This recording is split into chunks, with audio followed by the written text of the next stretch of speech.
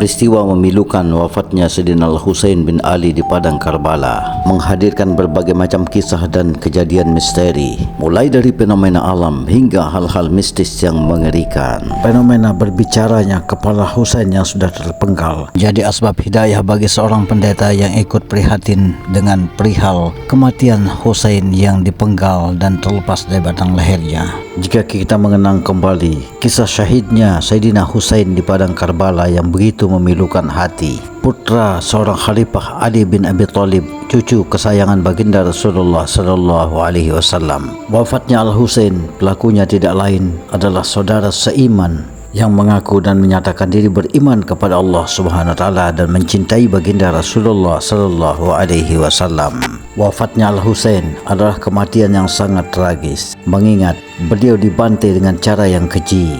Seandainya saja Al-Husain wafatnya di tangan kaum kafirin, itu adalah sesuatu yang wajar, tetapi justru yang membantai Al-Husain yang suci adalah saudara seiman di bawah perintah Yazid bin Muawiyah, putra seorang khalifah yang disegani, Ali bin Abi Thalib, yaitu Husain, cucu kesayangan baginda Rasulullah sallallahu alaihi wasallam, telah dibantai dengan cara yang keji di bawah perintah Yazid bin Muawiyah. Dan inilah catatan pembantaian sesama muslim terkelam sepanjang masa. Al-Husain dibunuh dengan motif kekuasaan karena menolak kekhalifahan Yazid bin Muawiyah.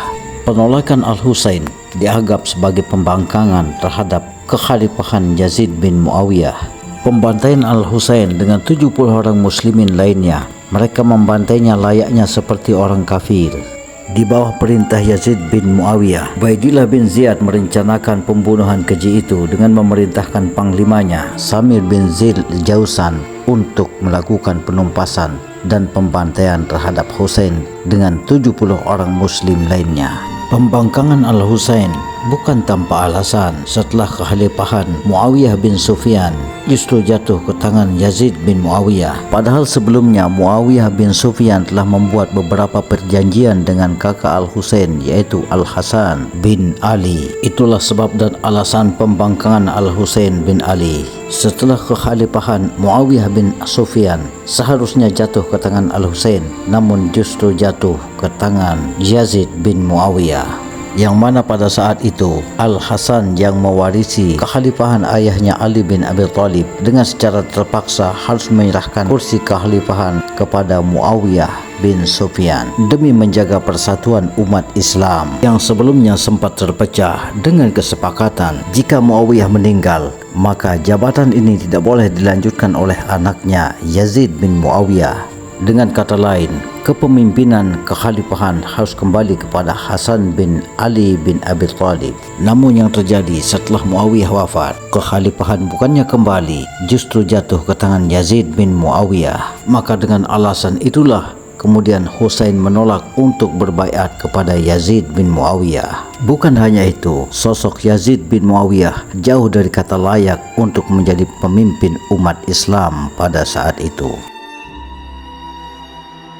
Madinah mulai bergejolak. Akhirnya terjadi ketegangan antara Husain dan Yazid bin Muawiyah beserta dengan kelompoknya masing-masing, hingga akhirnya peristiwa memilukan di padang Karbala. Inilah cerita sedih yang mengakhiri cerita tentang Al-Husain, cucu kesayangan Rasulullah sallallahu alaihi wasallam. Dengan kata lain, Ubaidillah bin Ziyad adalah kafirin yang berkedok muslim karena atas perintahnya Husain terbunuh dengan keji. Bahkan atas perintah Ubaidillah bin Ziyad, kepala Al-Husain menjadi bulan-bulanan dan hinaan orang. Sebagaimana telah dikisahkan dalam beberapa riwayat, kepala Al-Husain dibawa untuk dijadikan bukti. Kemudian Ubaidillah bin Ziyad memerintahkan pasukannya untuk membawa kepala Husain yang suci ke pusat pemerintahan Yazid bin Muawiyah, yaitu di Damaskus. Namun sebelum dibawa ke sana, Ubaidillah bin Ziyad memerintahkan pasukannya untuk membawa kepala Al-Husain agar diarak di sekeliling jalan-jalan yang ada di kota Kufah. Sehingga pada waktu itu, kepala Al-Husain yang suci menjadi tontonan masyarakat. Saking biadabnya, kepala Al-Husain yang suci diletakkan di ujung tombak sambil diacung-acungkan ke arah langit sembari diteriaki dengan sorakan-sorakan dan kalimat-kalimat cacian. seolah ingin memperlihatkan jika kepala tersebut adalah simbol kemenangan heroik. Hal yang serupa mereka lakukan saat kepala Al-Husain dibawa ke kota Damaskus. Walau bagaimanapun, kebatilan pasti akan lenyap. Dengan kuasa Allah, kepala Al-Husain tiba-tiba dapat berbicara. Perjalanan panjang yang ditempuh oleh pasukan Ubaidillah bin Ziyad, akhirnya mereka mampir di sebuah tempat yang tidak jauh dari biara. Di biara tersebut ada seorang pendeta alim yang menetap di sana bersama pengikutnya, sehingga keberadaan rombongan pasukan Ubaidillah bin Ziyad dapat diketahui dengan jelas. Sebagaimana diketahui bahwa pasukan pembawa kepala Al-Husain sedang berpesta. Mereka berpesta pora semalaman suntuk. Seperti yang terlihat, mereka duduk mengelilingi kepala Al-Husain yang ditancapkan di ujung tombak. Salah seorang dari mereka melihat keanehan. Ada sebelah tangan yang menghampiri dinding yang keluar dari tombak tersebut, kemudian menuliskan beberapa kalimat. Kalimat tersebut ialah, apakah umat yang membunuh Al-Husain masih mengharapkan syafaat dari Rasulullah sallallahu alaihi wasallam? Salah seorang dari mereka menghampiri tangan tersebut, tapi tangan tersebut kemudian hilang. Tetapi tidak lama kemudian tangan itu pun muncul kembali. Tangan misterius itu pun menulis kembali, demi Allah, tidak ada syafaat bagi mereka, dan mereka pada hari kiamat mendapat siksaan yang sangat dahsyat. Kemudian tangan misterius itu pun menulis kembali, mereka telah membunuh Husain secara aniaya. Keputusan mereka telah bertentangan dengan Al-Quran. Pasukan pembawa kepala Husain kemudian terdiam. Mereka terheran-heran dan akhirnya mereka menghentikan pesta pora mereka. Sambil mengamankan kepala Al-Husain, mereka memasukkannya ke dalam sebuah peti dan kemudian mereka kembali ke tempat istirahat. Tengah malam mulai tiba. Seorang pendeta tiba-tiba mendengar suara rintihan sambil bertasbih. Karena penasaran dengan suara tersebut, sang pendeta kemudian mengintip dari balik jendela dari mana asal suara tersebut keluar. Betapa kaget sang pendeta ketika melihat pancaran cahaya menerangi peti tempat kepala Al-Husain tersebut disimpan. Sang pendeta juga mendengar suara ucapan salam yang berasal dari cahaya tersebut. Karena penasaran, sang pendeta pun berniat untuk mencari tahu apa isi dari peti misterius tersebut. Sang pendeta pun keluar dari biara, kemudian mendatangi pasukan tersebut sambil bertanya, "Wahai tuan-tuan, apa isi dari peti ini?" Salah seorang dari mereka kemudian menjawab, "Isi peti itu adalah kepala Husain bin Ali." Kemudian sang pendeta pun bertanya kembali, "Siapa nama ibunya?" Salah seorang dari mereka menjawab kembali, "Nama ibunya adalah Fatimah binti Muhammad." Mendengar jawaban mereka, sang pendeta alim pun berkata, "Celakalah kalian atas apa yang kalian perbuat."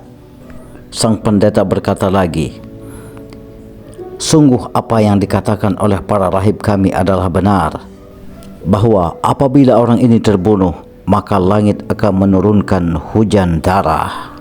Dan ini tidak akan terjadi kecuali dia adalah seorang nabi atau penerima wasiat nabi." Setelah mereka berdialog, kemudian pendeta meminta izin untuk meminjam kotak yang berisi kepala Al-Husain. Awalnya pasukan tersebut menolak, namun sang pendeta alim menawarkan uang sejumlah 10.000 dirham. Tanpa berlama-lama, sang pendeta alim pun kemudian membawa peti berisi kepala Al-Husain ke dalam biaranya. Sesampai di dalam biara, kemudian mencuci dan memberikan wangi-wangian di atas kepala Al-Husain. Setelah selesai, kemudian sang pendeta alim pun meletakkan kepala Al-Husain di atas tempat peribadatannya sambil memandang dengan pandangan yang hening. Tiba-tiba sang pendeta kemudian menangis. Di hadapan kepala Al-Husain, kemudian sang pendeta alim pun berkata, "Wahai pemimpin alam semesta, diriku menyangka bahwa engkau adalah bagian dari orang-orang yang Allah gambarkan di dalam Taurat dan Injil dan telah diberikan keutamaan ta'wil olehnya, karena para pemimpin Bani Adam di dunia dan akhirat menangisimu. Sungguh aku ingin mengenalmu. Atas izin dan kuasa Allah, Tiba-tiba kepala Husain berbicara, "Akulah orang yang teraniaya, akulah orang yang bersedih, akulah orang yang berduka, akulah orang yang terzalimi, dan akulah orang yang dizalimi dengan orang-orang yang durhaka, dibunuh dan disiksa dengan cara yang zalim. Akulah orang yang dengan tanpa berdosa hartanya dirampas. Akulah orang yang dicegat untuk mendapatkan air di saat aku haus, dan akulah orang yang diusir dari keluarga dan negerinya." Sang pendeta alim kemudian berkata, "Demi Allah, wahai kepala suci, tolong jelaskan lagi siapakah dirimu?" Kepala Al-Husain kemudian berbicara kembali, "Aku adalah putra Muhammad Al-Mustafa, putra Ali Al-Murtada. Aku adalah putra Fatimah Az-Zahra. Aku adalah putra Khadijatul Kubra. Dan aku adalah putra Urwatul Wusqa. Aku adalah syahid Karbala yang kehausan di Karbala, dibantai dengan cara yang zalim di Karbala, dan dibiarkan kehausan di Karbala." Mendengar jawaban kepala Al-Husain, sang pendeta alim pun semakin tenggelam ke dalam tangisannya. Dalam suasana pilu dan menyayat hati itu, sang pendeta kemudian berkata, "Kapanpun engkau bertemu dengan kakekmu, berikanlah kesaksian bahwa aku bersaksi tidak ada Tuhan selain Allah dan Muhammad itu adalah utusan Allah. Asyhadu an la ilaha illallah wa asyhadu anna Muhammadur Rasulullah." Setelah menyatakan diri bersyahadat, sang pendeta kemudian mengembalikan kepala Husain kepada pasukan pembawa kepala tersebut. Kemudian setelah itu sang pendeta pergi meninggalkan wihara dan hidup sendiri sebagai seorang muslim yang taat kepada Allah. Wallahu a'lamu bissawab. Semoga kisah ini bisa memberikan manfaat buat kita semua. Jika ada yang benar, itu datang dari Allah, dan jika ada kekeliruan dan kesalahan, itu dari kedhaipan saya sendiri. Wassalamualaikum warahmatullahi wabarakatuh.